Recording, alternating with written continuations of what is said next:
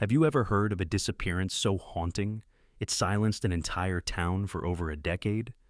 What if the people who vanished weren't strangers, but the very sheriff and deputy sworn to protect that town? 16 years ago in the dusty outskirts of Rio Piedra, New Mexico, two law enforcement officers vanished without a trace during a routine night patrol. No signs, no bodies, no answers. Just a department left shattered and families left in limbo. But now, an old, rusted toilet buried in the desert has uncovered a clue so unexpected it's forcing buried secrets to rise and awakening ghosts that were never supposed to return. What was hidden beneath that cracked porcelain? Why did the case go cold for so long? And what dark truth was powerful enough to erase the protectors of an entire community overnight? This isn't just a story about a disappearance. It's about betrayal, justice, and a woman who refused to forget. Stay with us. You're about to uncover the truth, piece by horrifying piece. The desert air in Roswell, New Mexico carried a chill that October evening in 2004, the kind of wind that whispered secrets through the sagebrush and howled softly against the rusted fences that lined the old county roads. Sheriff Thomas Weller stood beside his aging patrol SUV, sipping black coffee from a steel thermos, staring into the horizon like a man trying to read omens in the clouds. He was 49 then, a towering presence with tired blue eyes, gray creeping into the edges of his once dark hair, a man who had seen enough bad decisions to know when the air tasted wrong. Deputy Naomi Carter approached, her bootsteps crunching against the gravel parking lot. Just 27, but already carrying a weight behind her eyes far heavier than her badge. Tall, sharp-witted, and principled to a fault, Naomi had graduated top of her academy class, and Weller had taken her under his wing 3 years earlier, teaching her the rhythms of rural policing and the subtleties of a border town's unspoken laws. "Crimson dust again?" she asked, raising an eyebrow as she glanced at the patrol schedule clipped to the windshield. "That place is a magnet for trouble," Weller gave a dry chuckle, "and yet trouble doesn't file itself. Dispatch says there's been some activity. Loud noises, potential smuggling, meetup, probably just a couple drunks with loose lips, but we'll check it out." Naomi nodded, climbing into the passenger seat. As the SUV rumbled to life, neither noticed April Brennan and Celine Diaz, two other deputies loitering by the back gate, their eyes following the vehicle with unreadable expressions. The Crimson Dust Tavern sat on the far edge of Roswell, a squat, low-lit bar nestled between a shuttered gas station and a string of storage containers. It had the kind of reputation that didn't make it into official reports, a meeting point for truckers, smugglers, and men who didn't like being remembered. At 8:47 p.m., Sheriff Weller radioed dispatch, Unit Alpha 1, heading to Crimson Dust for routine patrol, checking out a disturbance call. It would be the last time anyone heard from him. The next morning, the SUV was found abandoned along Route 380. Keys still in the ignition. Radio silent. No blood. No signs of struggle. No Naomi. No Sheriff Weller. The town erupted in quiet chaos. Officers combed the nearby ravines, air patrols scanned the mesas, and for weeks the New Mexico State Police scoured the arid lands, finding nothing but jackrabbit tracks and sun-bleached rocks. Conspiracies bloomed like desert flowers. Cartel hit, double homicide, affair gone wrong. Some whispered that Naomi had run away with Weller. Others said he had snapped and buried her somewhere beneath the sand. The theories mounted, but answers never did.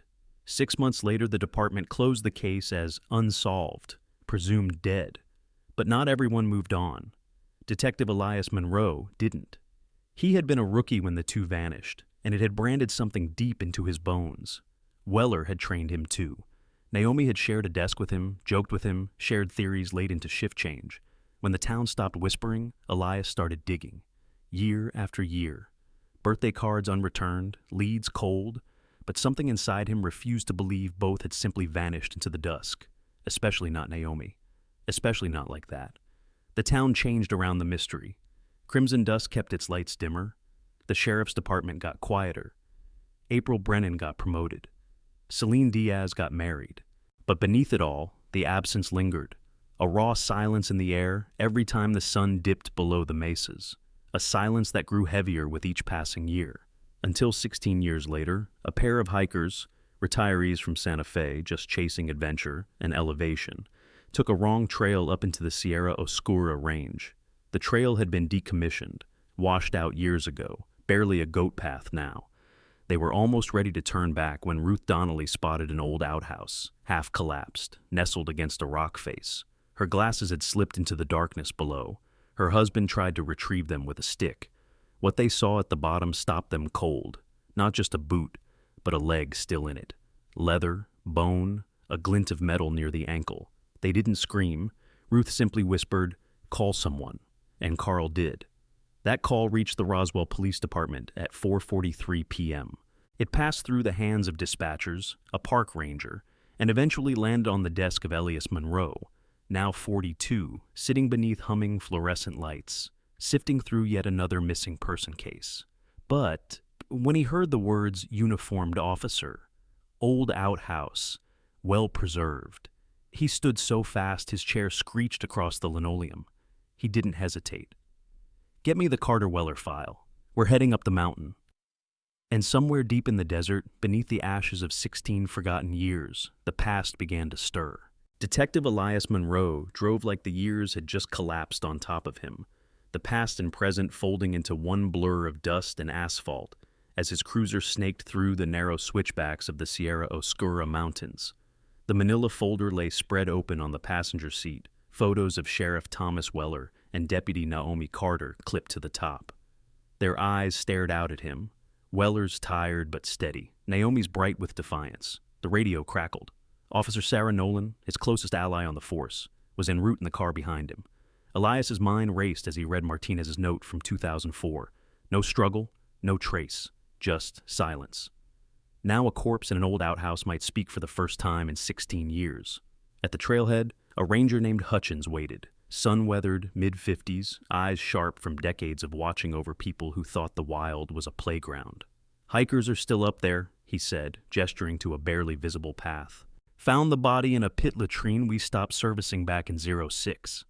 The hike was brutal. The trail was more memory than trail, rocks slipping beneath boots, branches clawing at shirts. The air got thinner, colder, more ancient somehow.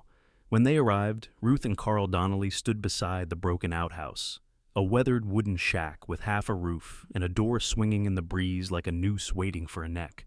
"We didn't touch anything," Ruth whispered. "My glasses fell. Carl tried to retrieve them. That's when we saw—" Her voice trembled. "A boot. Leather. But it was full." Elias and Sarah approached the pit. They donned gloves, masks. The stench was low. Not pungent, but old. Dry decomposition. Dust. Something sour left behind by time. Elias's flashlight cut through the dark. What it revealed pulled the breath from his lungs. A body, twisted but intact, partially mummified by the dry mountain air and the anaerobic environment. A sheriff's badge glinted in the beam. A service revolver still nestled in the holster.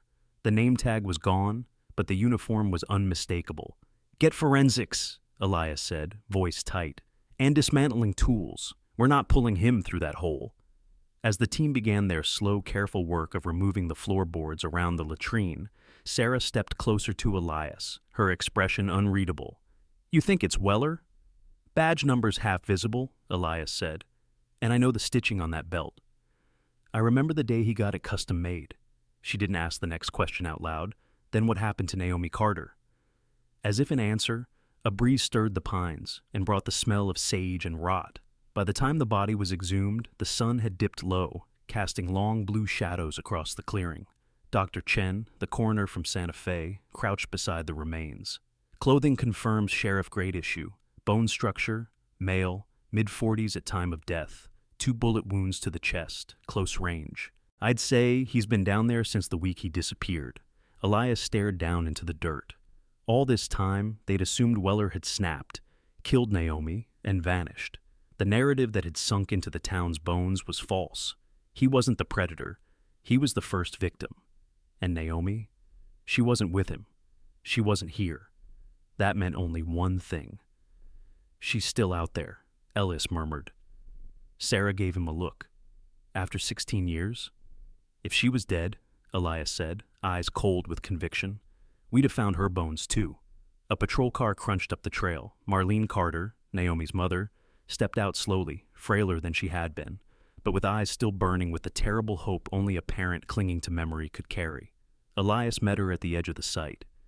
"Mrs. Carter," he said softly, We've recovered remains. We believe it's Sheriff Weller, but it's not Naomi." She didn't say anything for a moment. Then her knees buckled. Elias caught her and led her to a flat rock to sit. "All these years," she whispered, voice hollow.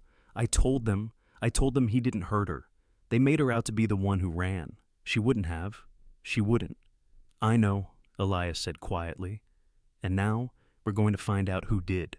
In the distance, Sarah was watching April Brennan and Celine Diaz step out of a separate cruiser, both called in under the pretense of assisting the recovery. They stood apart, arms crossed tightly, whispering, crying. But not the kind of grief Elias expected. No, this was fear. He felt it from the clearing. Something about their body language didn't match the sorrow they should be feeling. And when Celine's eyes met his for a split second, they darted away as if burned. The sun dipped behind the mountains.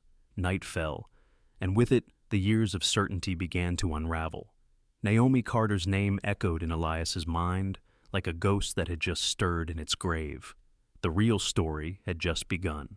Elias Monroe stood in the cool stillness of the Sierra Oscura clearing, staring into the hollow where Sheriff Thomas Weller's body had spent 16 years rotting beneath layers of waste, time, and lies. The forensic team cataloged evidence with clinical detachment, snapping photos, bagging fragments, measuring every inch of the outhouse like it was sacred ground.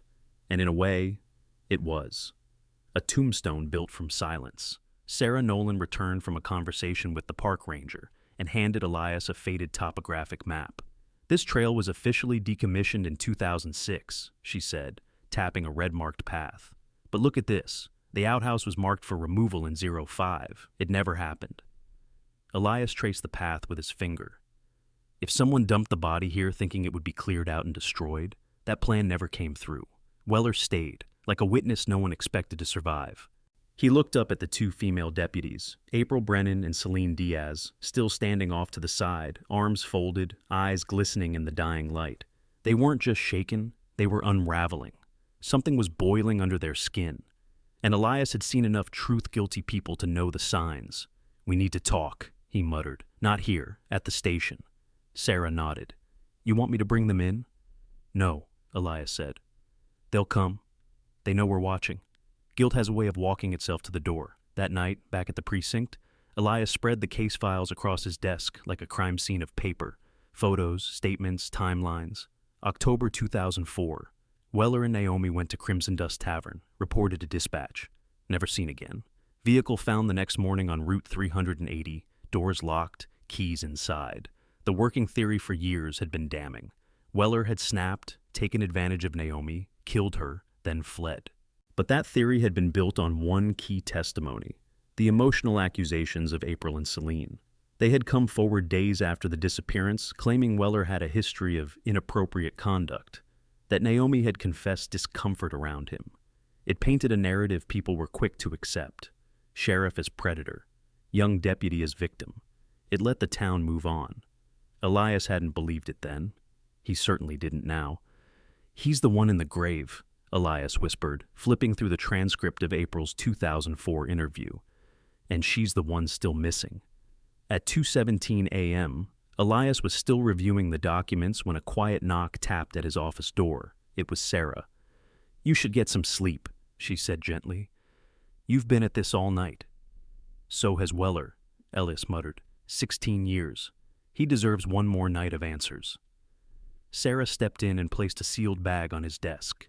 Inside, a butterfly-shaped pin, delicate, silver, encrusted with tiny rhinestones. "I found this outside that suspicious house on Cedar," she said. "You remember who used to wear these?" "April Brennan," Elias said instantly. "She had a whole set." "That's what I thought." Sarah hesitated. "We called her, asked her to come in, said she looked pale, said she was busy, said she'd talk when she was ready." "We don't wait," Elias said, standing. "We move." 15 minutes later, they pulled into a modest adobe home on Sage Street, Celine Diaz's house, porch light on. Front door ajar. Elias stepped out of the car with a tight knot in his chest. The desert wind had picked up, rustling the mesquite bushes and carrying the scent of ozone and dirt. Something was off. The door swung open with a faint creak. "Deputy Diaz," Elias called, hand hovering over his weapon. "It's Detective Monroe. Everything okay?" No answer. Sarah followed closely, gun drawn. The interior was dark, quiet. A hallway stretched toward a back bedroom. Then they saw it, a smear of blood across the tile floor. A trail. Elias keyed his radio. "Unit 4 to dispatch. We have a possible 10-32 at 1192 Sage. Visible blood, signs of forced entry. Request backup and forensics." They moved slowly, methodically, clearing rooms as they went. Kitchen, untouched. Living room, lamp knocked over, no sign of struggle.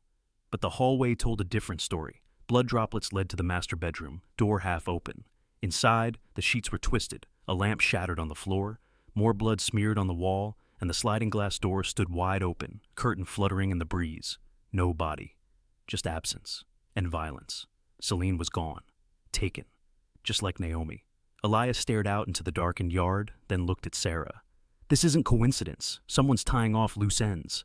"Then we find out what they were connected to," Sarah said grimly. Back at the station, Elias called dispatch. "Put out an alert. I want all outbound roads checked, especially trucks." "Trucks? You'll see why soon." Elias turned to Sarah. "Let's go talk to the bartender." Crimson Dust Tavern hadn't changed. Even at 3 a.m., the neon buzzed, and the jukebox wheezed through the old country tunes. Carlos Mendoza, the young bartender with too slick hair and shifty eyes, stiffened the moment they stepped through the door. "We need to talk," Elias said. "Now." I told you everything I know," Carlos stammered. "Not yet," Sarah snapped. "But you're going to." And as the door to the back office clicked shut behind them, the grip on the town's oldest lie began to loosen.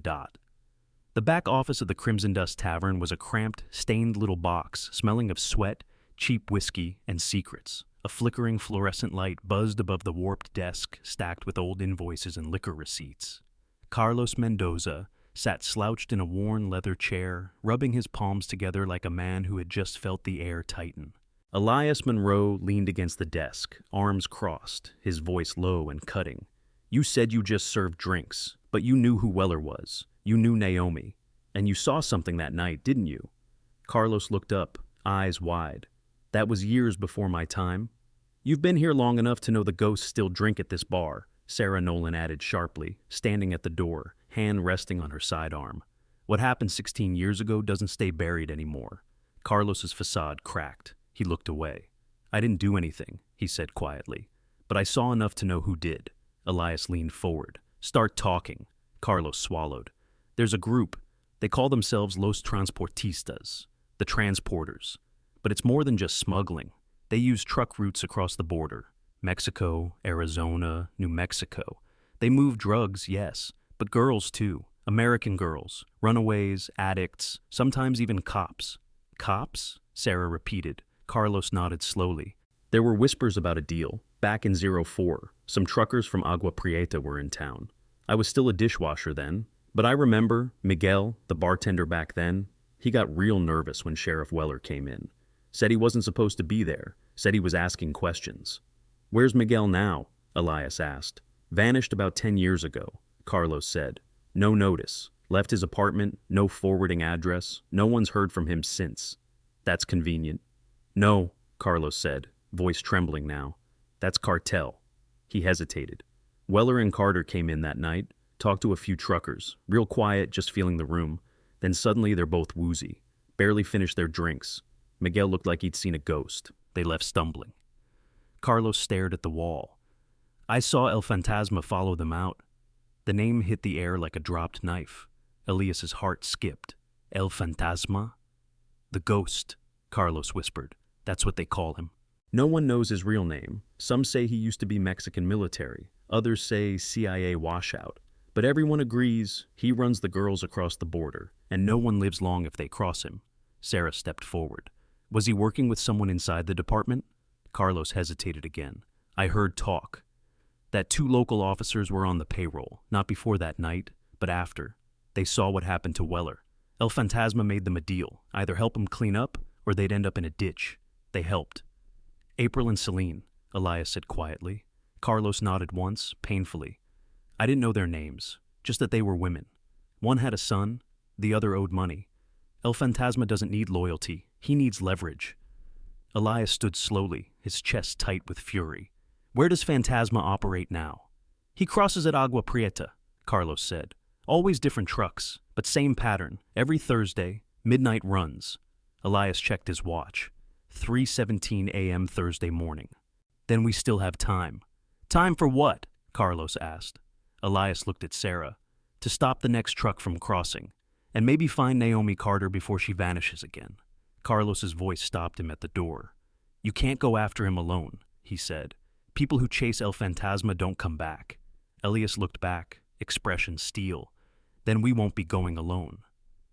Within 30 minutes, Elias was back at the precinct, coordinating with DEA and Border Patrol. He issued a full lockdown of all outbound commercial trucks from Roswell, called for drone surveillance, and requested immediate cooperation from Mexican authorities under bilateral trafficking protocols. By 5:45 a.m., roadblocks were being set up at every exit along Route 380, but even as officers scrambled and phones rang, Elias couldn't shake the image of Celine Diaz's blood trail or the silence from April Brennan's phone. He turned to Sarah. Get a team. I want April's house raided before dawn. If she's still in town, we bring her in. If not, she's already running. Sarah nodded, her jaw clenched. And if she's not alone, then we stop whoever she's with. By the time the sun cracked the horizon, casting orange fire across the desert, Elias had set something into motion that no one could stop. A storm was coming for Roswell, not of rain or dust, but of truth. And it would tear through every lie, every badge, every silence kept for too long. Sheriff Weller's body was no longer buried, and neither was the past. The morning light over Roswell was pale and brittle, like a sheet of frosted glass threatening to shatter with the slightest pressure. Detective Elias Monroe stood outside a modest beige bungalow on Sandstone Street, his eyes locked on the porch, where the front door hung slightly ajar. It was 6:12 a.m., and April Brennan hadn't answered her radio, her phone, or the dozen messages from dispatch.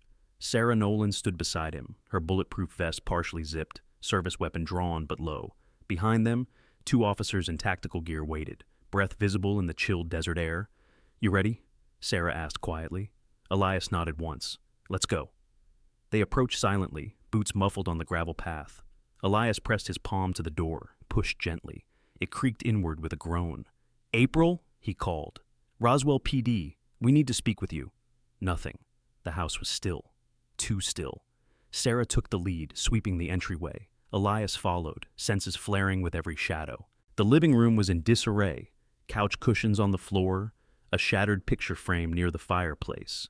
The air tinged with copper and something sharper, more acrid. A kitchen chair was overturned. A coffee mug lay shattered on the tile, coffee dried like a spatter of old blood. Clear left, Sarah said, checking the hallway. Bathroom's empty. No sign of struggle. Elias moved to the master bedroom. The bed was unmade, the closet door half open, and there, beneath the edge of the dresser, was a footprint. Dried mud. Fresh. Still clinging to fibers in the carpet. But what truly chilled him was what was missing. April's badge, her sidearm, her uniform. All gone. She ran, he muttered. She knew we were coming.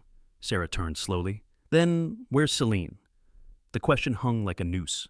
She was the first one taken, but maybe she wasn't taken. Maybe she was silenced. Elias's phone buzzed. It was dispatch. Go. You, sir, the operator said. We just got a ping on Deputy Brennan's cruiser, parked behind a storage unit off County Road 8. No one inside, but the engine's still warm. Units en route. Elias's mind spun. That was near the old trucking yard, the one that had been shut down after a hazmat scandal, a perfect place to load an unmarked trailer, or dump a body. We're going, Elias said, already moving. Tell the units to wait. I want eyes only until I get there. 15 minutes later, the gravel crackled beneath their tires as they rolled into the weed-choked lot behind the abandoned yard. A rusted chain-link fence groaned in the breeze. The air smelled like sun-bleached rubber and gasoline. April's cruiser sat in the shadow of a faded shipping container, its lights off, door open. Elias stepped out of his vehicle, approached cautiously, Sarah covering him. Inside the cruiser, nothing. No blood, no notes, no keys. Just an eerie silence. Sarah circled around back and froze. Elias, she called, her voice tight. You need to see this." He joined her behind the container. There, in the dust, was a trail, faint drag marks leading to a boarded-up service shed, and on the boards, in crimson smears, someone had written a word: Phantasma. The blood was still wet. "He's sending a message," Elias whispered. "He knows we're watching." "He's taunting us," Sarah corrected. "Or warning us off." Elias turned to her. "We double down." They called forensics, sealed the site, and expanded the bolo to include all known associates of April Brennan and Celine Diaz. But deep down, Elias knew this was now a race, not just for justice, but for survival. April had fled. Celine was missing. Naomi Carter's fate was still a ghost. And Phantasma, the man whose name no one dared say aloud, was moving again. As they drove back toward the precinct, Elias's mind returned to the tape from 2004, the one no one had ever played publicly. Naomi's final voice memo from her patrol car, sent seconds before her radio went dark. He hadn't listened in years, but now, in the growing heat of morning and pressure of unraveling truth, he opened the file. Naomi's voice came through, calm but alert. "Unit Alpha 1, checking out Crimson Dust. Sheriff Weller's talking to a Miguel Vasquez bartender. Something's off about the truckers tonight. Too quiet, they're watching us." A pause, a sharp intake of breath, then her voice again. Quieter. "One of them just handed Miguel a phone. He's texting. Sheriff Weller just gave me a look. We're moving out. I'll update once we—" The audio ended. Cut off, abrupt, not by her. "They were hunting her," Elias whispered, "from the moment she walked in." And they still were. But this time, Elias was hunting back. At exactly 9:02 a.m., Detective Elias Monroe stood beside the digital map in the incident room at Roswell PD, his finger tracing highways, dirt roads, and the ghost paths used by smugglers who thought the desert belonged to no one. Officers moved in and out, hushed urgency tightening every step. The word phantasma had spread through the precinct like a curse, quiet, fast, contagious. Even the most skeptical among them now whispered it in low tones, like speaking too loud might summon something too real. Sarah Nolan stepped into the room holding 2 coffee cups and a flash drive. "We got traffic cam footage from 2 miles north of the old trucking yard," she said, passing him the drive.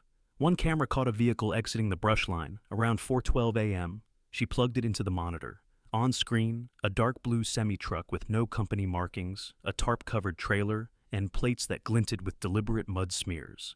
"That's not coincidence," Elias muttered. "Any ID on the driver?" "Too blurry," she said, "but we traced the trailer shape, custom axle frame. Only a few shops in Arizona carry that model. Check with state troopers on both sides of the border. If Phantasma's trying to move again, he's not heading for Mexico in daylight. He's hiding close." Elias's phone buzzed. It was Captain Shaw from Border Operations. "Monroe, we've got something," Shaw said, his voice clipped. "A female trucker named Mavis Holter just came through the Deming checkpoint headed west. She flagged a report.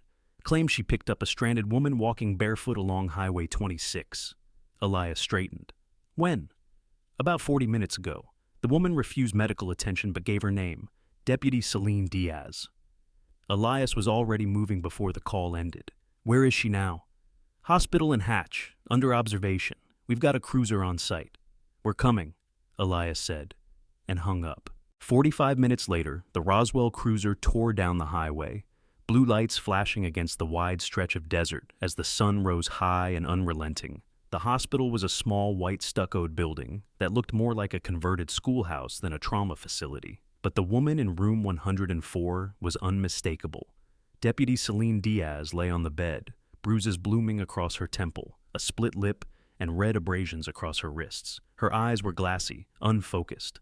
But when Elias entered, she flinched like a cornered animal. "It's okay," he said gently. "You're safe." She stared at him, then at Sarah behind him. "No one is safe," Celine whispered, "not when he knows your name." "Who, Phantasma?" Sarah asked.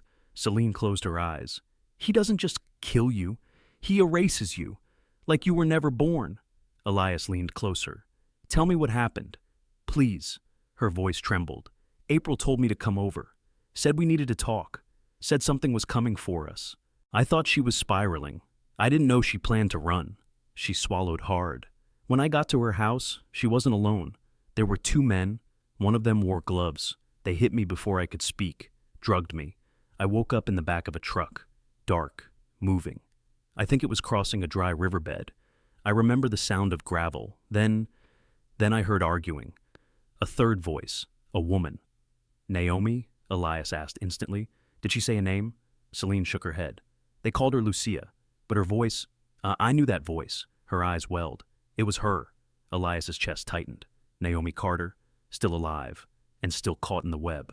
They left me in a shed, tied me up. I think April tried to stop them. There was shouting, then a gunshot. I don't know what happened after that. I waited until they left, broke a window, ran, walked until that trucker saw me and called 911. Sarah looked at Elias, fear and fury mingling. April's dead. Phantasma's cleaning house, Elias said coldly, and now he knows Celine got away. He turned to her.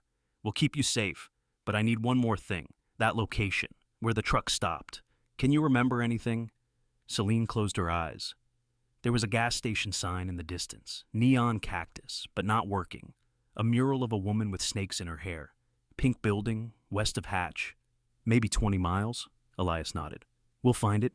He left the room, adrenaline burning under his skin. Outside, the wind kicked up dust devils across the empty parking lot. He turned to Sarah. You ready? Always.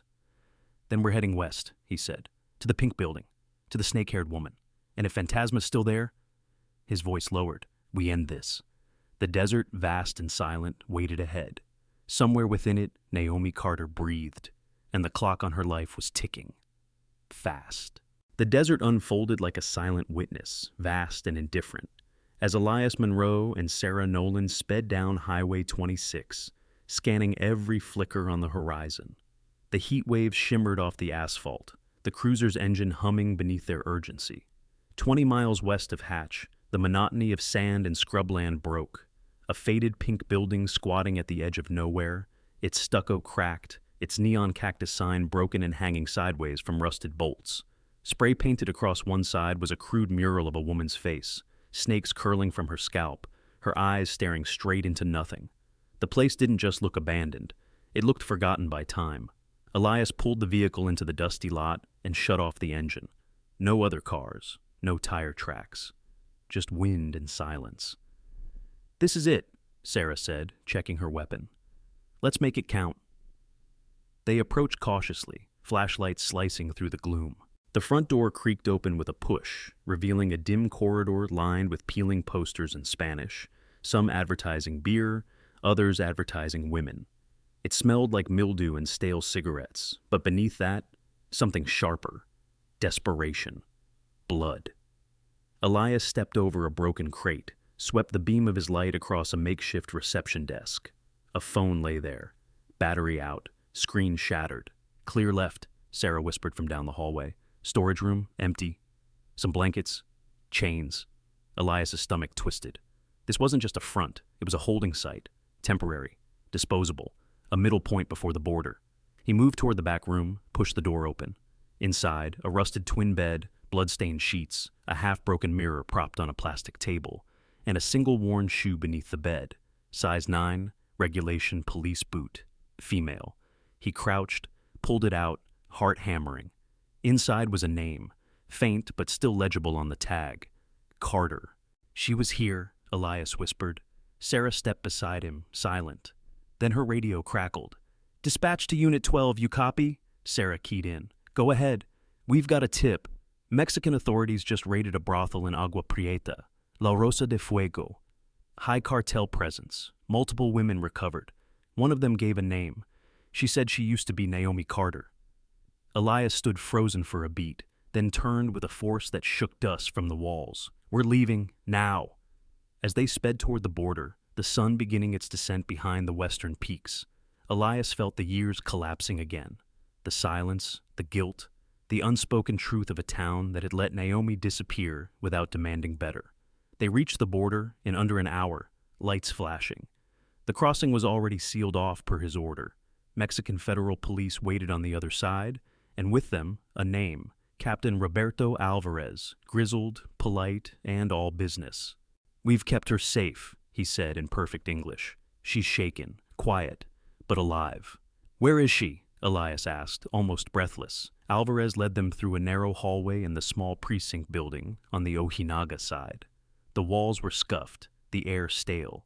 But when they reached the final room, the door already half open. Elias stopped cold. Sitting on the edge of a metal cot, hands folded in her lap, was a woman in a threadbare robe, eyes sunken from trauma and time. Her hair was darker now, dyed black and curled at the ends. Her face was sharper, thinner, but unmistakable.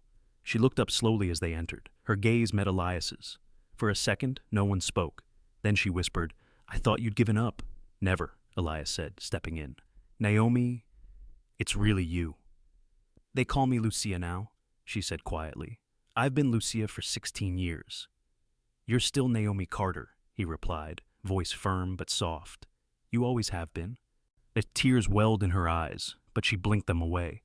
"He told me no one would come, that no one cared, that even my badge didn't mean anything anymore." Elias knelt down slowly. "He lied. He lies about everything," she murmured, "about who he is, what he wants. But I remember, that night, he killed Sheriff Weller, beat him until he couldn't breathe. Then he told me I was his now." Her hands trembled in her lap. "And the worst part? After a few years, I started believing it." "That ends today," Elias said. "We're taking you home." But Naomi shook her head. "Home doesn't exist. Not the way I left it." "Then we'll build something new," Sarah said softly from behind, one brick at a time. Naomi stared at them both. Then, almost imperceptibly, she nodded. "Okay," she whispered. "Okay." And in that tiny word, buried beneath layers of pain and survival, Elias heard the beginning of her return, not just from a place, but from a life that had tried to erase her completely. The room had fallen into the kind of silence that never existed in precincts, not even across borders, not even in the presence of justice long denied. Elias Monroe stood with his hand still gently resting on Naomi Carter's shoulder, feeling the tremors that ran through her like echoes of a storm that had never passed. She sat hunched, fingers wrapped around a disposable coffee cup, eyes locked not on the past, not on them, but somewhere distant, the kind of far away only survivors knew. Behind Elias, Captain Alvarez entered quietly with a printed intake form. He cleared his throat softly. "We processed the women recovered from the La Rosa raid, 14 in total. 3 are American, most are undocumented or had their documents destroyed. But there was one." He hesitated, glancing down at the paper, then back up at Elias. "There's a girl. She's about 11. We couldn't get a clear story. She's not speaking, barely moves. But she was found in one of the locked upper rooms, alone. Medical says she's healthy, but malnourished. The others referred to her as La Niña de la Policía, the policewoman's girl." Elias froze. Slowly he turned to Naomi. "Naomi, is she—" Naomi didn't speak, but her hand lifted from the cup and gripped Elias's wrist like a vice. Her breath caught, the air in her lungs trapped behind years of shame and horror and aching hope. "Take me to her," she whispered. Moments later, they entered a makeshift infirmary inside the station, where fluorescent lights cast pale shadows across metal cots. In the far corner, under a thin blanket, sat a girl with deep brown eyes and tight black curls, her knees drawn to her chest. A nurse sat nearby, but rose and gave space when she saw Naomi enter. The girl didn't look up. Naomi knelt beside her, hesitating for a second, as though afraid the child might vanish like a mirage. Then she whispered, "Amira." At the sound of her name, the girl's head jerked, her eyes widened. Naomi's voice cracked. "It's me. It's Mama. I'm here. You're safe now." The girl stared for a long, suspended moment, and then without warning, launched into Naomi's arms. Her small hands clutched fistfuls of Naomi's robe. She didn't make a sound, but she didn't let go. Elias felt his chest tighten, and behind him, even Sarah had turned her head, blinking rapidly. Naomi rocked the girl slowly, holding her like something precious she never believed she'd touch again. "They told me she died," Naomi whispered without looking up. "They told me she was born still, that she wasn't mine, that I was broken and alone. They lied about everything," Elias said, his voice thick. "But you never were broken, and you were never alone. We just didn't know how to find you." Naomi finally looked up. "She doesn't know her real name. They gave her another, called her Lucerito." Elias stepped closer. "What's her full name?" Naomi hesitated, her mouth trembling before she spoke. "Amira Carter Weller." Time stopped. Sarah turned sharply. Elias blinked. "Weller? Naomi nodded slowly. She's his. I never got to tell him. I found out the night he died, but I never got to say it out loud. Elias exhaled like he'd been punched. For 16 years, the sheriff's name had been smeared, his loyalty questioned, his fate twisted into a tale of betrayal. But here, clinging silently to the woman who had survived hell, was his daughter. Flesh and blood proof that he had never abandoned anyone. Then we tell her the truth, Elias said. We tell her who he really was. Naomi looked down at Amira. She deserves a chance to grow up without chains. She will, Elias promised. Starting now. Outside the room, Captain Alvarez was already arranging clearance papers. The U.S. Embassy would expedite transport, and the DEA was mobilizing to sweep through every border warehouse tied to La Rosa and its sister locations. But Elias knew this wasn't over. Not yet. Phantasma was still out there, watching, waiting. And now he had a new reason to fear, because Naomi Carter was no longer his prisoner. She was a witness, a mother, and she was coming home. When Naomi Carter stepped off the black SUV at the Roswell precinct, holding her daughter close against her chest, the early evening light painted long gold shadows across the asphalt, as if the desert itself had paused to witness what no one thought possible. Officers stood silently by the entrance, unsure whether to salute or step back, many recognizing her not by face, but by the portrait that had hung for 16 years in the staff hallway labeled, "Missing in the Line of Duty." Now she was here, alive, taller than memory, wrapped in faded clothes that smelled of a different life, and beside her, a child with Weller's eyes and Naomi's jawline gripped her hand like it was oxygen. Inside, Captain Hayes stepped forward to greet her, but said nothing, simply nodding once in solemn recognition, and led her to the conference room prepared as a temporary shelter. Naomi barely noticed the quiet reverence. Her mind was elsewhere, already bracing for what would come next. The meeting she feared more than border crossings, more than cartel shadows. The moment she would face her own mother, who had buried hope 16 years ago and grieved a daughter she thought had vanished by choice. When the door opened and an older woman with silver-streaked hair and a pressed navy blouse stepped inside, silence swelled so thick the air itself trembled. Marlene Carter stood tall despite the cane, her gaze sharp, her posture unbending. Her eyes, once warm, now iced with loss and bitterness, landed on Naomi, then drifted to the child. For a moment, she said nothing. Naomi stood slowly. "Mama?" Her voice was barely a whisper. "It's me." Marlene stared at her, unblinking. "Is it?" The words landed like knives. Naomi flinched. "I never stopped thinking about you," she said. "Not for a second." "You let me think you were dead." Marlene's voice cracked but held firm. "You let the town say you ran away with a married man, that you were weak. You let me bury you while you were still breathing." "I didn't choose any of that," Naomi said, her voice trembling. "I was taken, drugged, beaten, held across the border for 16 years. You think I had a choice?" "And this?" Marlene asked, nodding toward the girl. "This child?" Naomi's hand tightened around Amira's. "Her name is Amira. She's your granddaughter, Sheriff Weller's daughter." That stopped Marlene cold. Her cane faltered, her mouth parted. "Tom?" she breathed. Naomi nodded. "He died protecting me. The stories they told, they were lies. I've carried the truth in silence all this time." Marlene stepped forward, slowly, like a soldier crossing a minefield. Her hand trembled as she reached out, not for Naomi, but for the child. "Can I?" Naomi nodded. Amira looked up at her mother, then stepped forward and placed her small hand into Marlene's. The older woman crumbled into a chair, pressing the child against her chest, tears pouring silently down her cheeks. Naomi knelt beside them both. "I didn't want to die in that place, Mama," she whispered, "but for years I thought if I ever got out, I wouldn't know how to live again, how to come back to this, to you." Marlene cupped Naomi's cheek with shaking fingers. "You survived. That's all that matters." Outside the room, Elias and Sarah stood watching through the observation window, not intruding, just witnessing.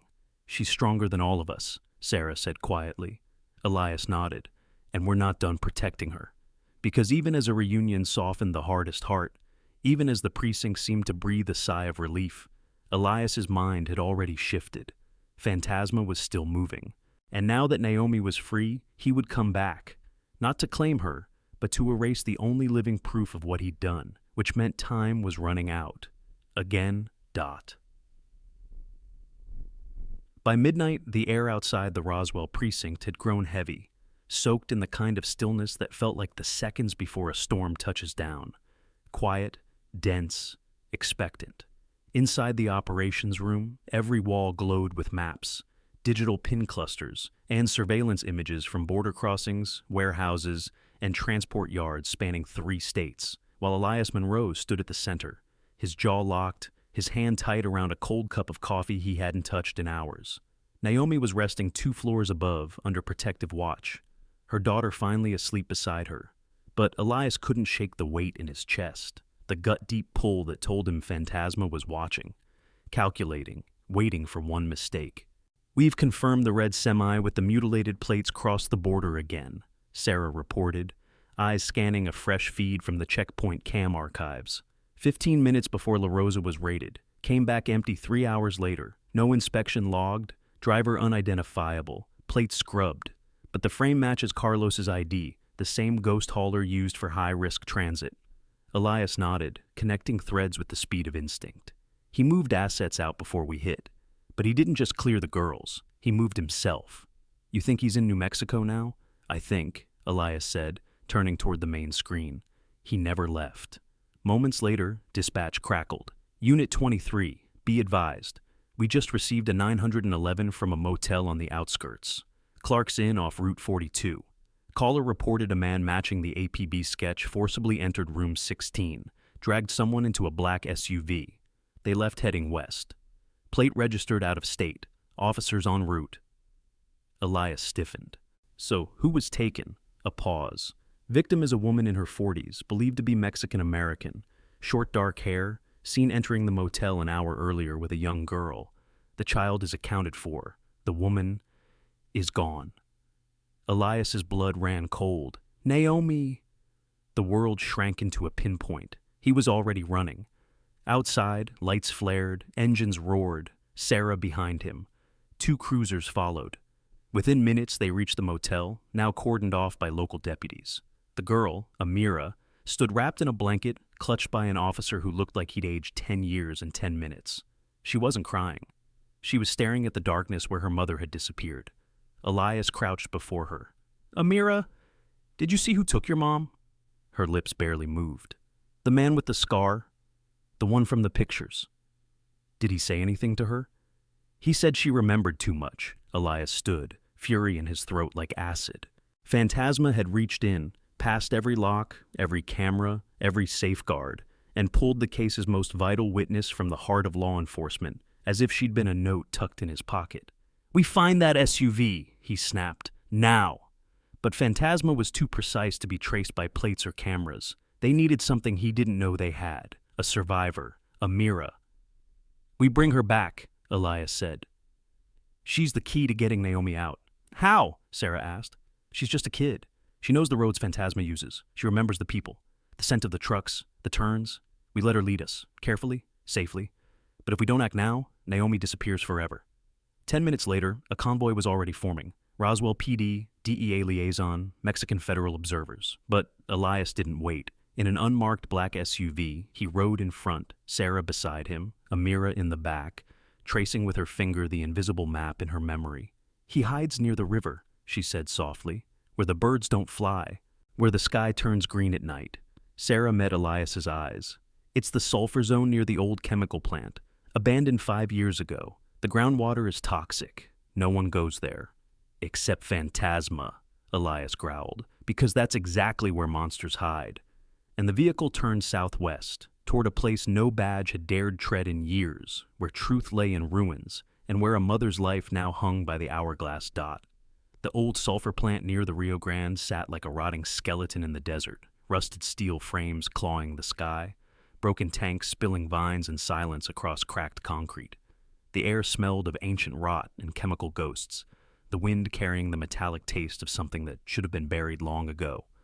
Elias Monroe's SUV rolled to a halt just inside the crumbling perimeter, headlights cutting through the mist of fine yellow dust, his every nerve alive and screaming. Behind him, Sarah Nolan checked her weapon, while in the back seat, Amira sat upright, her small hand pointing toward a low warehouse with boarded windows and a chain-wrapped entrance. "That one," she whispered. They took Mama there before. Elias didn't hesitate. We move in, quiet, no sirens. They left the child with a trusted female officer and advanced on foot, flanking the building from opposite sides. The DEA team took position behind the collapsed water tower, while the Roswell K-9 unit moved to the far loading dock. Elias signaled silently, then breached the rusted side door with a brutal kick. The inside reeked of sweat, bleach, and something worse. Fear soaked into the walls. They cleared the front hall quickly.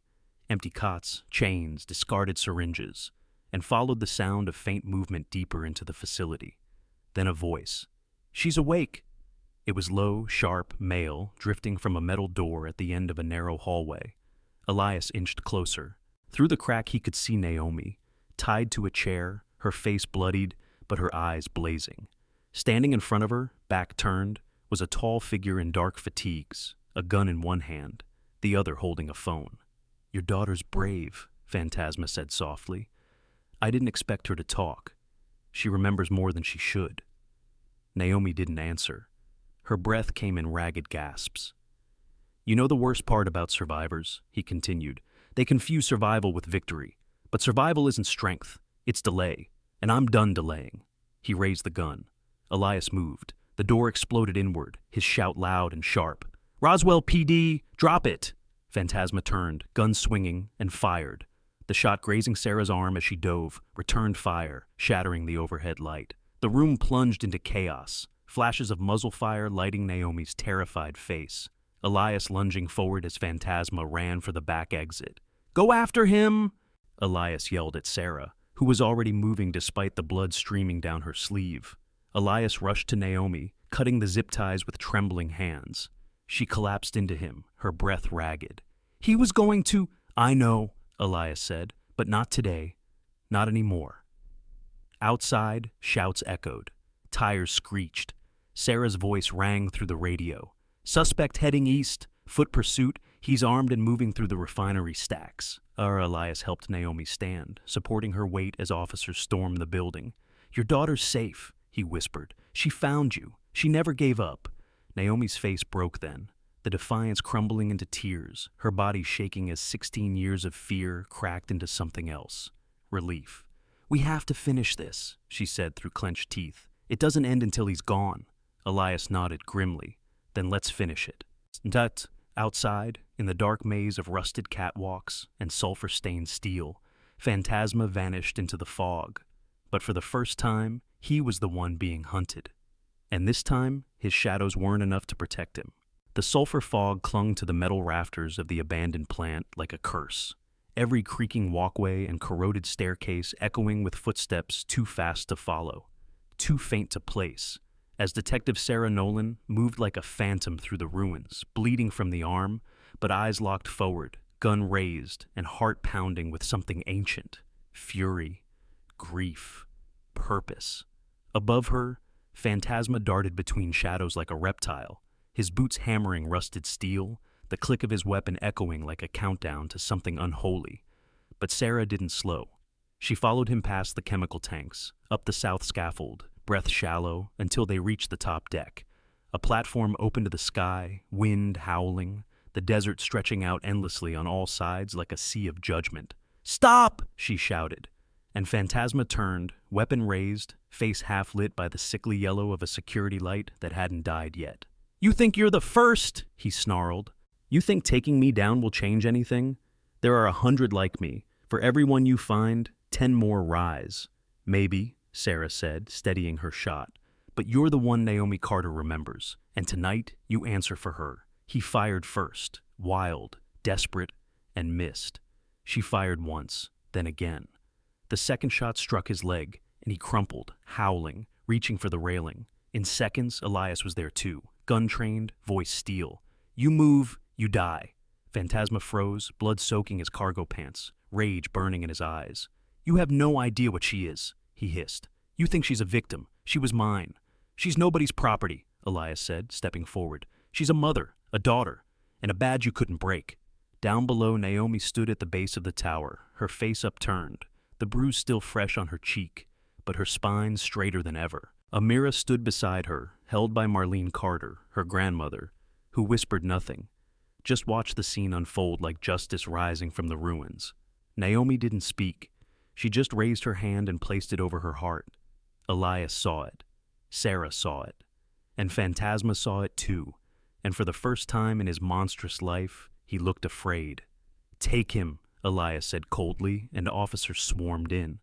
As Phantasma was dragged screaming down the stairwell, cursing in 2 languages, Naomi stepped back. She didn't want to see his face. Not anymore. The sun rose over Roswell 3 hours later.